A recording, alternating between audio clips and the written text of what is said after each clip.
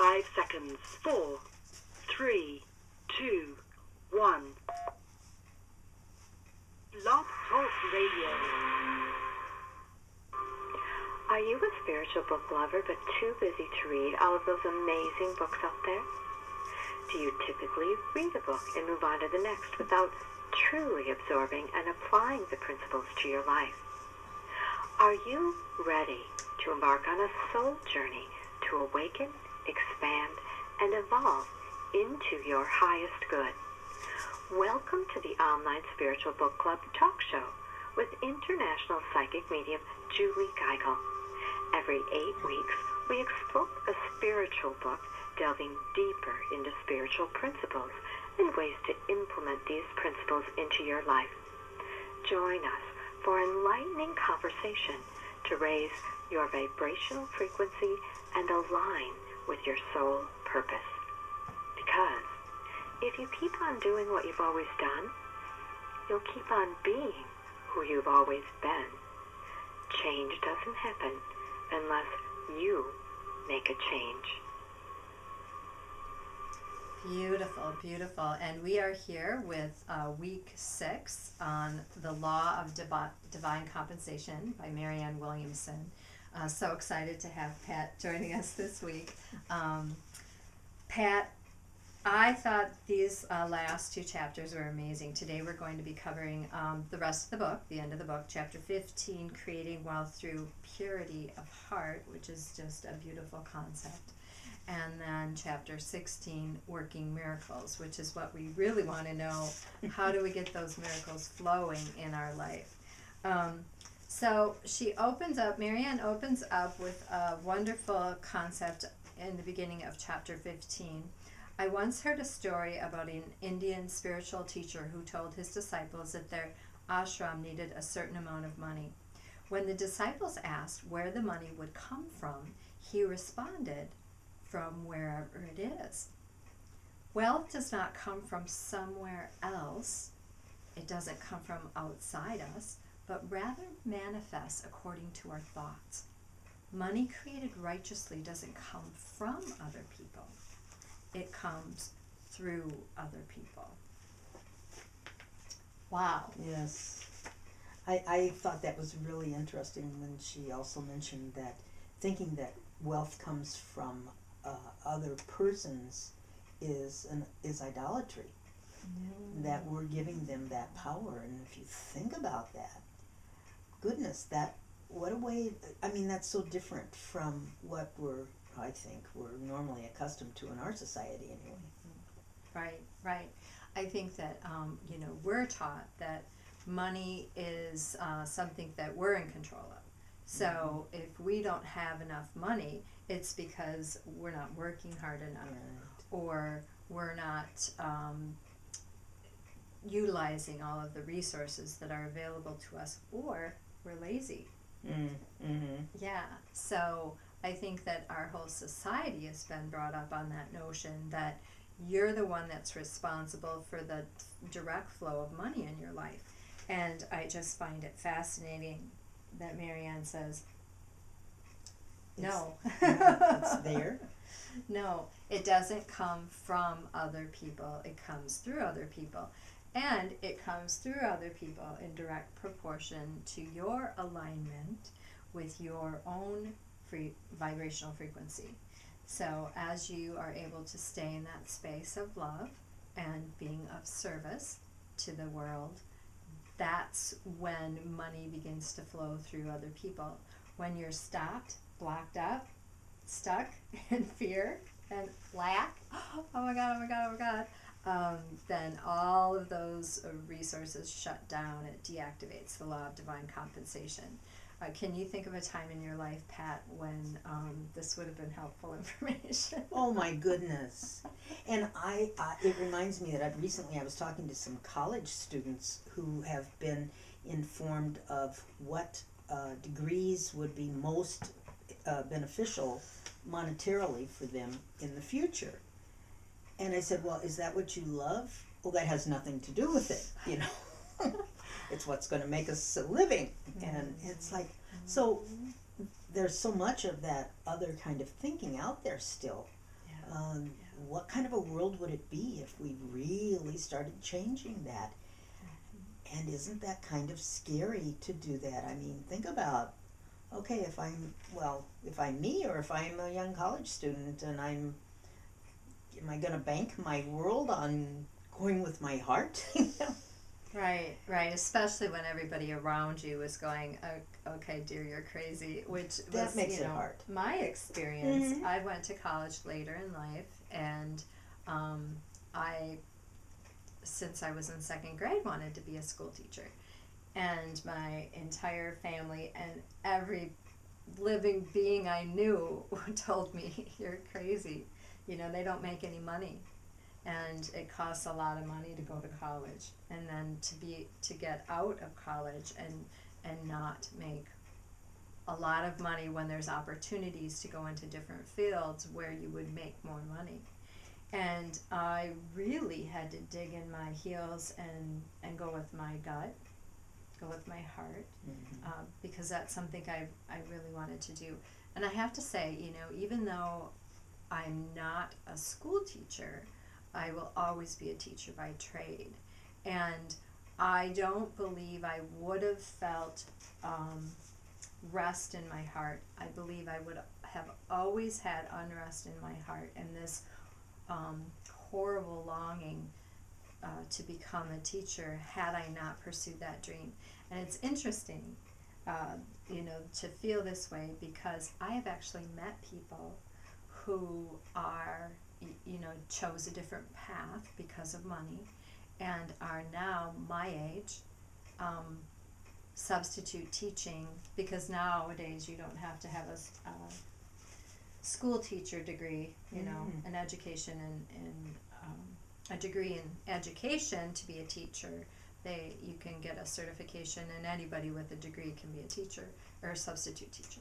And I just remember having a conversation with a couple people who just had this deep, have always wanted to be a teacher and blah, blah, blah, blah. And now they're back in their student teaching or substitute teaching and just loving it. Wow. So I think that until you fill up that unrest in your heart, that there will always be this intense longing to move down that path. Well, and isn't that a part of the 3-point recipe she gives for manifesting the abundance? Yes, the 3 keys to transform lack into abundance. And so the first key is being grateful for what you have. And how do you work that in your life path?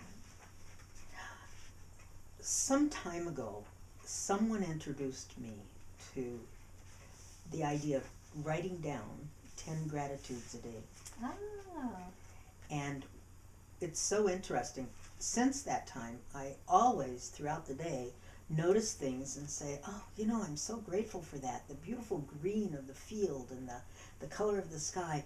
But then I got kind of lax in the sense that, well, why do I have to write it down? I'm thinking it all day long. And then I discovered that writing it down makes it so much, it's like it engraves it somehow into the being, my being. Very nice. Yeah. Engraving it into your being. Yeah. So writing it down, I highly recommend writing it down, because I notice the difference in myself when I don't. It's not that you become less grateful. Mm-hmm. It's just a deeper sense of gratitude, I think. Beautiful. A knowing. Yes. And I know I had started a gratitude journal after I watched Oprah, and she had shared that with her fans. And her idea was to write 3 things every day that you're grateful for. And I'm a journaler. I've got journals since I was 13. But don't write in pencil, because 30 years later you can't read it. But I have to say, of all the journals that I have, that's the one that I will go back to and read. The rest of them I rarely go back and even take a second look at. because I have found that it's mostly negative stuff. You know, I journal for more of a therapeutic process. Well, those should be burned because you don't want all those records. Right. So yeah, I have to say that, and I bought a special journal that was, you know, just really a nice, so it felt sacred when I wrote in it, and yeah, I should Well, get you back know, to that. today with our technology, my mentor on this actually does it on the internet. Great idea. On his, what do you call it, the Word. Okay. And has thousands and thousands, and he said he uses it when he's having an off day. And he knows exactly where to go, and as you read through all of these things that you have chosen to be grateful for in the past, you can't help but start feeling more positive. Yes, absolutely.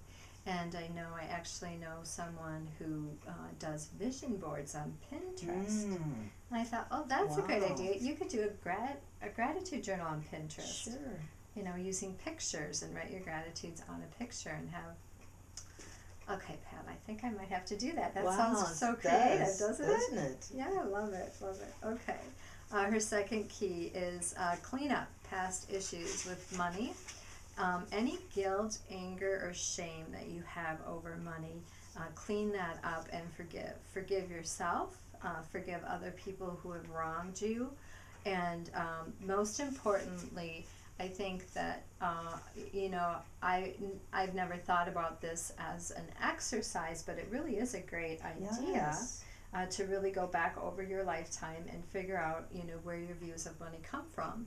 And for me, I know Sandy had did a book study at Unity, and I forget what the title of the book was, but one of the exercises she had us do was take a look at our parents' thinking with money.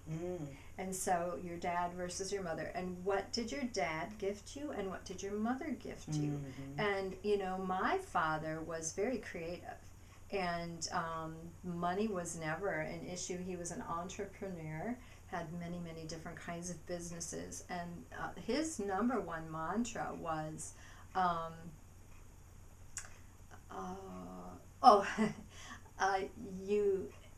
you need to have money to make money.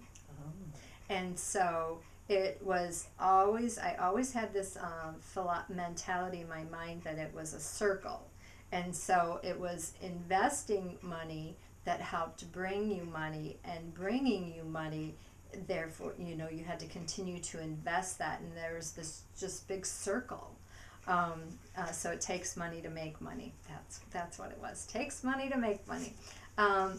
But then on my mother's side, you know, my mother grew up in extreme poverty. And, you know, that's really difficult to break that cycle in your mind. So I think that my father really created a nice balance in my life for the possibilities and opportunities for money. Pat, you have any thoughts on that? Well, I happen to have listened to Wayne Dyer's program on wishes, and it was so synchronistic that he mentioned how he had been stuck. He could, for some reason, couldn't figure out why he wasn't manifesting whatever he wanted to. And finally he went back and he read the I Am work again, and he said it struck him that what he was doing was holding a negative thought about someone related to this, whatever it was he wanted to manifest. And as soon as he did release that negative thinking, he said the abundance just flowed into his life instantly. And so I thought that really lined up with this, that we have to really be careful, you know, so-and-so fired me, or, you know, that they wronged me this way or that, and maybe or they did. Jealous. Or being jealous, yes. Even when we don't think we are. Right. You know, oh, you know, they always get the, or they're always lucky. I know people like that. Oh, they're always lucky. Yes. I'm not lucky, you know. Right. Just Beautiful. our everyday thoughts. Really examining that. So that's her second key. And the third key that we'll just touch on briefly before we move on to the last chapter, allow yourself to want what you want. And we give ourselves permission? It's so important. And I had to go back and read this twice. Allow yourself to want what you want. For some reason, every time I would try to read this, my mind would just go someplace else. And I thought that was interesting. On page 175, desire is righteous when it flows through a righteous vessel. The righteous manifestation of money means manifestation being brought forth by the right use of the mind. Righteously earned money is a reflection of the abundance you brought forth through the giving of your gifts to the universe. It is not in any way a bleeding of the resources of the world or of anyone else's pockets. It is an expression of the infinite introduced into the finite world. So I think that, I have come into this belief system of lack, and that the more I have, the less you have. And I want to make sure that there's enough for everybody. And that idea that, if they're successful, then they have everybody and there's nobody left for me. And that competition and that jealousy.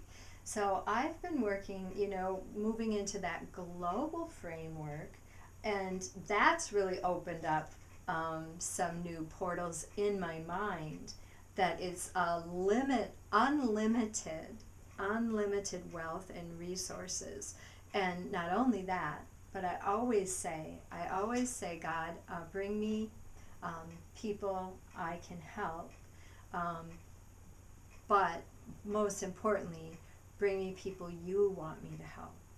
You want me to serve. And so, when you just open that up and allow for God to bring whoever it is that's in your highest good to work with, it's a different energy than when you're trying to control everything yourself.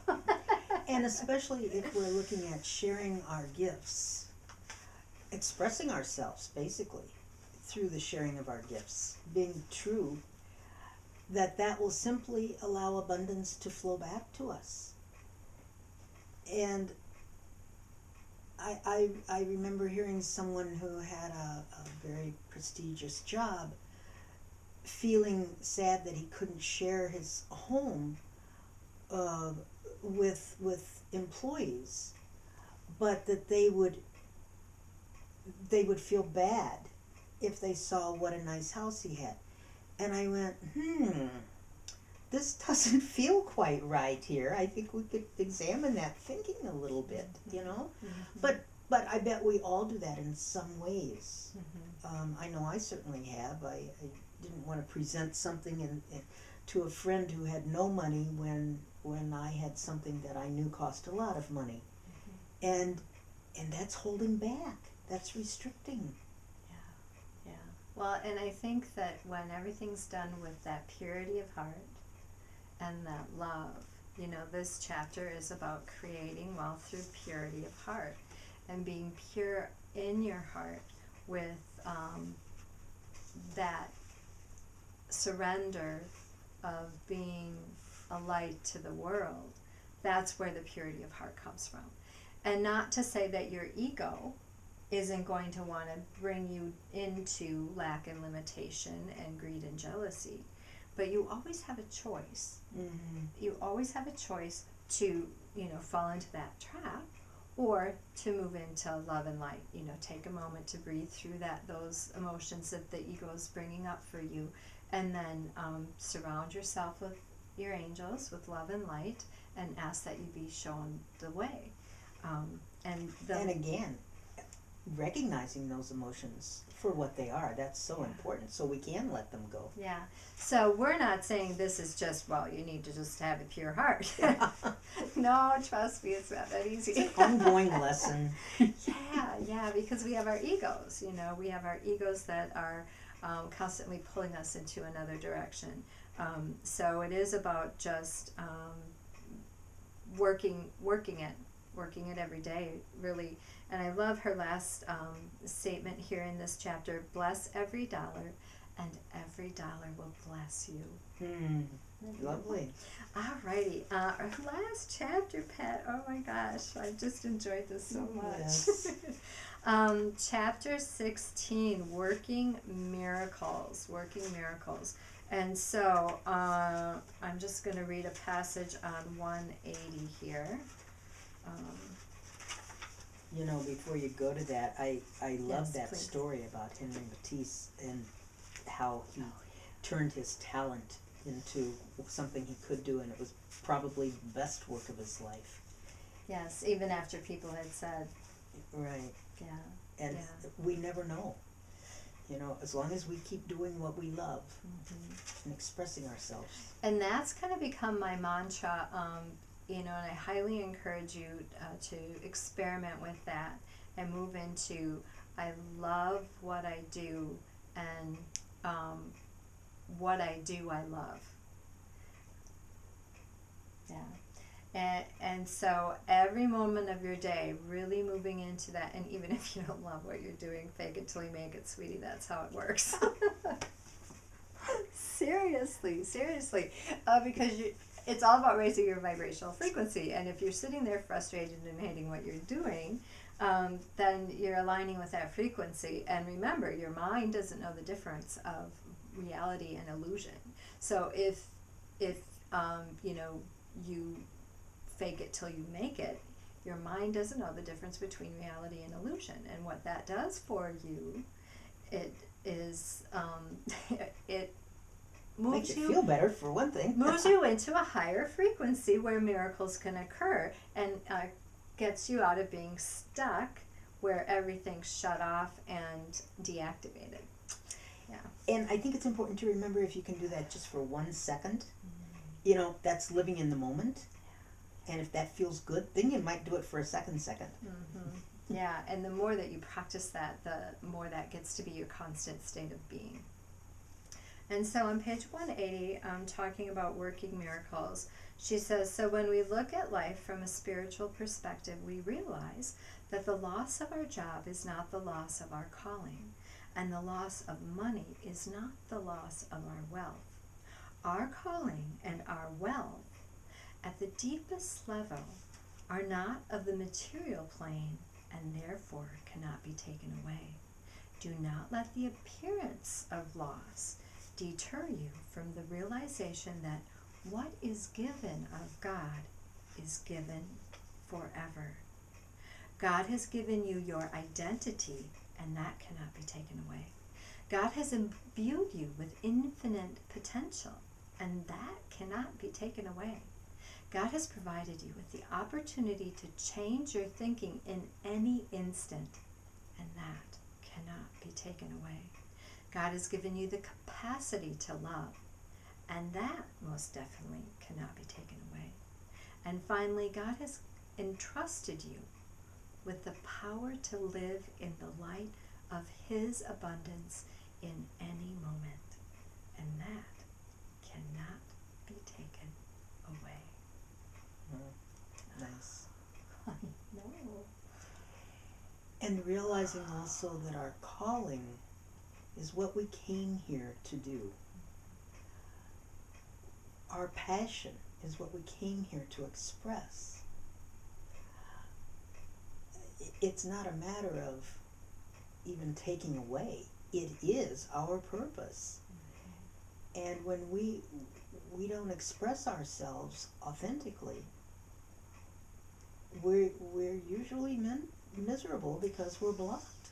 Yeah. And if we are not expressing ourselves authentically and giving our gifts out to the universe, therefore, we will not be attracting all that abundance that's waiting for us. Isn't that exciting? Yeah. And I know a lot of people think that, oh, I'm going to have to quit my job, or I'm going to have to leave my husband to live authentically or to be happy. But I really actually